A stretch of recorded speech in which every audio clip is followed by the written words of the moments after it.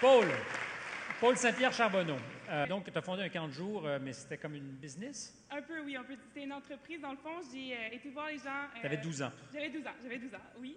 J'ai été voir les gens dans mon quartier, puis je gardais déjà un peu, puis je leur ai proposé que je garde pendant la journée, pendant l'été et pendant la semaine de relâche. Puis, de fil en aiguille, il y a plusieurs personnes qui étaient intéressées. Donc, à la fin, j'avais peut-être 13-14 ans, à la fin... Tu étais vieille, là. Ah oui, j'étais rendue vieille. Oh, ouais.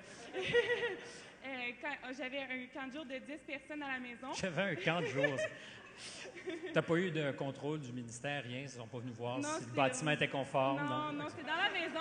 C'était papa et maman qui devaient s'assurer que le bâtiment était conforme et que le ménage avait été fait à la fin de la journée. Mais c'est ça. Puis j'ai demandé de l'aide à mon frère et à ma cousine parce que 10 enfants, c'est quand même beaucoup. Est-ce que ces enfants étaient rémunérés? Oui, bien sûr. C'était vraiment une entreprise où je donnais des cartes au début aux parents pour avoir les informations si jamais il y avait une urgence, des choses comme ça. Et l'entreprise existe toujours? Oui, bien, c'est un peu élargi. Mais est-ce que c'est donc que ta vie risque d'être dans le monde des organisations et peut-être des affaires? Tu es intéressé par l'idée de diriger une organisation? Je dirais que ça montre plus mon leadership. Je ne sais pas si je vais nécessairement être dans le milieu des affaires comme tel. Je m'en vais en nutrition, puis j'ai l'intention d'aller vers le travail social par la suite, faire une maîtrise peut-être.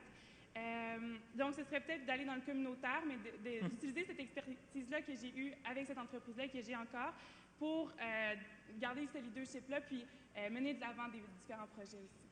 Merci beaucoup et bonne chance pour la suite.